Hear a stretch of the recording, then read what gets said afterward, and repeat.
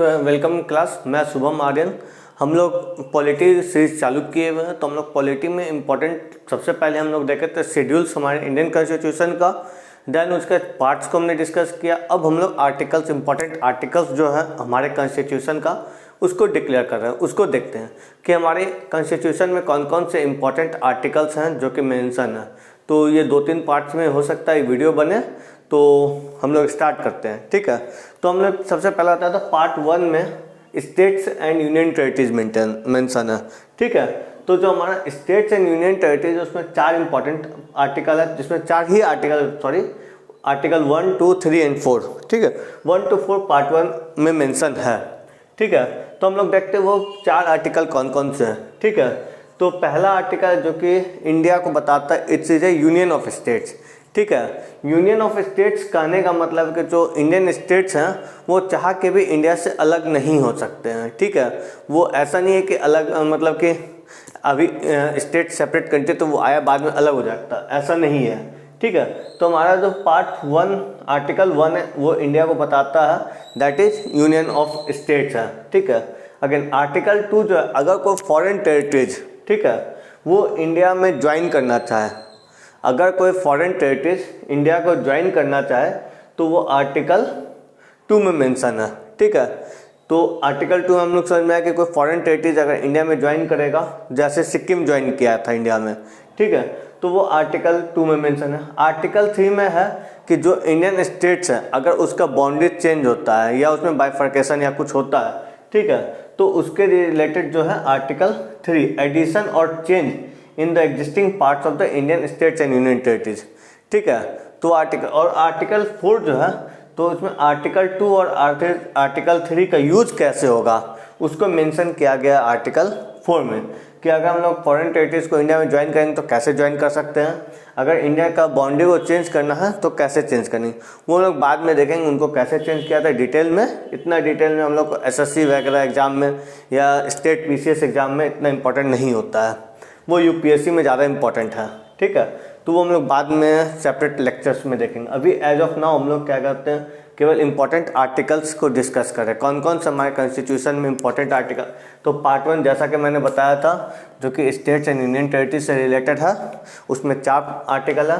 पहला इंडिया जो कि यूनियन ऑफ स्टेट्स है, दूसरा आर्टिकल 2 कि फॉरेन टेरिटरीज इंडिया में कैसे ज्वाइन करेगा, आर्टिकल 3 कि जो ऑलरेडी स्टेट्स उसका बाउंड्री को हम लोग चेंज करना है, उसके एरिया को चेंज करना है, तो वो कैसे होगा। आर्टिकल 4 में हम लोग 2 और 3 को किस तरह मेंशन करते हैं, यूज़ करेंगे, उसका मेंशन किया गया है। ठीक है, पार्ट 2 में सिटीजनशिप को दिया गया है। ठीक है, पार्ट 2 में क्या मेंशन है, सिटीजनशिप्स मेंशन है। इसमें आर्टिकल 5 to आर्टिकल 11 है। तो आपसे ये नहीं पूछेगा आर्टिकल 6 में क्या है, आर्टिकल 7 में क्या है। यहाँ पे अगर सिटीजनशिप से रिलेटेड कोई सवाल पूछता है आर्टिकल 7 पर, तो वो पूछता है कि सिटीजनशिप कौन सा आर्टिकल था। पार्ट 2 में जो है सिटीजनशिप से रिलेटेड जो आर्टिकल्स वो कितने नंबर से कितने नंबर तक है, तो ये इंपॉर्टेंट हो जाता है 5 to 11। ठीक है, लेकिन उसके अंदर में नहीं पूछता है कभी भी कि कौन सा आर्टिकल में क्या मेंशन है। ठीक है, लेकिन हाँ अगर और होगा तो हम लोग, और उसके बाद एक सेपरेट लेक्चर हम लोग लेंगे सिटीजनशिप पे, जहाँ पे हम लोग देखेंगे किस किस तरह से इंडियन सिटीजनशिप को एक्वायर किया जा सकता है और कौन कौन सा तरीका है जिसके थ्रू इंडियन सिटीजनशिप को हम लोग रिनंसिएट कर सकते हैं, हम लोग छोड़ सकते हैं। ठीक है, तो वो हम लोग जब सिटीजनशिप्स का लेक्चर करेंगे तब हम लोग उसको देखते हैं। ठीक है, नाउ पार्ट 3 में आर्टिकल 12 to आर्टिकल 35 है। ठीक है, from article 12 to article 35। Again ये भी पूछता है कि पार्ट 3 में फंडामेंटल राइट से रिलेटेड जो आर्टिकल वो कितने से कितने नंबर तक है, तो वो पार्ट 2 से लेके पार्ट 35 तक है, जो ये फंडामेंटल, अगेन फंडामेंटल राइट्स का एक चैप्टर, वो सारे आर्टिकल बहुत इंपॉर्टेंट हो जाते हैं, उनको बहुत इजीली तरीके से हम याद करने का तरीका भी बताएंगे। लेकिन एज ऑफ नाउ पहले एक इंपॉर्टेंट इस तरह कर लेते हैं, बाद में उनको सेपरेटली हम लोग डिस्कस करेंगे। उसके बाद पार्ट 4 जो है आर्टिकल नंबर 36 to 51 है। आर्टिकल 36 से 51 कौन सा है, डीपीएसपी है।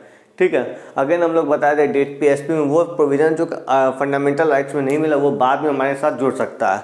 ठीक है, उसके बाद पार्ट 4A जो है, जो कि आर्टिकल 51A है।